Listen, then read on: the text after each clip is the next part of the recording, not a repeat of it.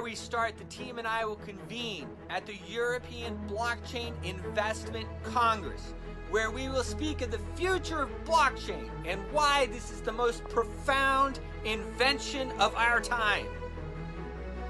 We will then descend in Las Vegas, Nevada, with a large Latin American conference. These people are investing big.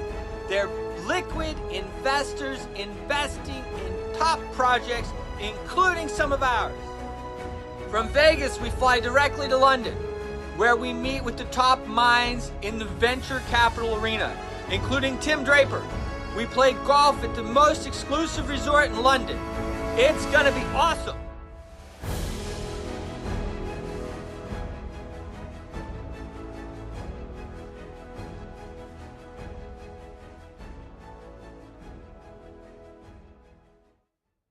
In the Capitol, and of course the show that I have, the Washington Elite Show, I had a guy email me about a month ago, and he said, Bruce, I want to come and speak, and here's my project, and it's a decentralized exchange. And I was actually just talking with Ismail over there about a few things, but one of them was decentralized exchanges. And decentralized exchanges are the future. There's going to be, of course, a lot of plays for the centralized exchange because everybody wants to hold your coins. They want your coins. There's no reason for a centralized exchange except for the ease of use and everything else. Okay, but they want to hold your coins. Right now, even on Coinbase, which is huge in the US, I'm not sure how big it is here, but if I send or people are sending me money, it's not recorded on the blockchain. And it's, you know, so you wonder, how many coins do they have? Do they have all the coins? They probably don't have all the coins. and that should worry everybody. In today's world, it's not a matter of if, it's a matter of when you're going to get hacked. And that is just, that's it. You got hackers who have nothing better to do than hack an exchange. Vulnerabilities, and Tom is going to tell you more about it in a second, but vulnerabilities are coming out weekly. There's no way anybody can keep up. And the hacker has one job, to hack that exchange. He can spend a year. We're talking about hundreds of millions of dollars at stake. And of course, what is he doing? He's just working the whole time and trying to do it. And so this is happening all the time. And so decentralized exchange and the technology he's about to introduce to you is really going to propel things forward. You're going to find it very interesting.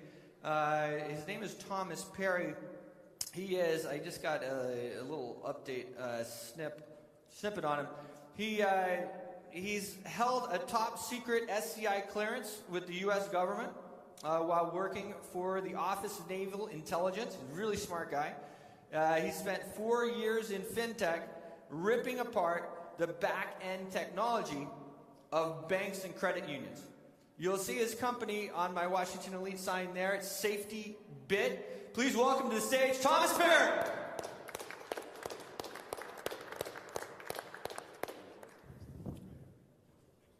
Sir, stage is yours. All right.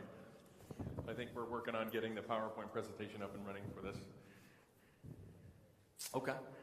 I think maybe we should start with probably the most common knowledge piece about cryptocurrency exchanges and about the world at large, and that is, of course, web technology. And the basis, let's do a level set. Let's understand what web technology is. Web technology is anything with www in front of it. Okay, that's anything that's a browser that involves HTTP messaging and a web server. So that's pretty much everything in the world today. Wonderful. Thank you. That's pretty much everything today. Does everybody understand that? Your web technology is web browsers, HTTP, and web servers. So what's good about that? What's really fast? It's easy to build. You can build websites and web apps pretty darn quickly. It's very easy, very convenient. It's taught by every major university in the world. When students come out of their university, they know all about web development. They know all about JavaScript and Java. They know all about how that works and why it works. What's wonderful about JavaScript in that world is that you can plug and play hundreds of different types of plugins. You can add a calendar to your website. It's easy. You just drop it in there. You can add a clock or a calculator. There you have it. It's there. You've got your clock, you've got your calculator. The problem is that that calendar has vulnerabilities attached to it. Vulnerabilities that allow access. So let's talk about browser vulnerabilities. Talking about Chrome, Firefox, Safari. It has holes in it that allow people to access your computer memory. And the hackers get right in there and they just analyze your memory and they steal your information. So, I'm going to read this because I think this is important. The exchange's management was aware of security issues prior to the breach and took measures to enhance the exchange's safety. But it still didn't work out. So they tried. And the hackers still took that money. Every single cryptocurrency exchange hacked last year was hacked using JavaScript or some other form of web vulnerability. It was easy. CoinCheck, being the big one, right, $500 million, they actually won't talk about it. They say, we were not attacked internally, but it was a remote attack. Well, that tells me everything I need to know. If it's a remote attack, they found a vulnerability, or they messed up and they didn't apply the proper procedures for their security, and that hacker got in there and stole that money.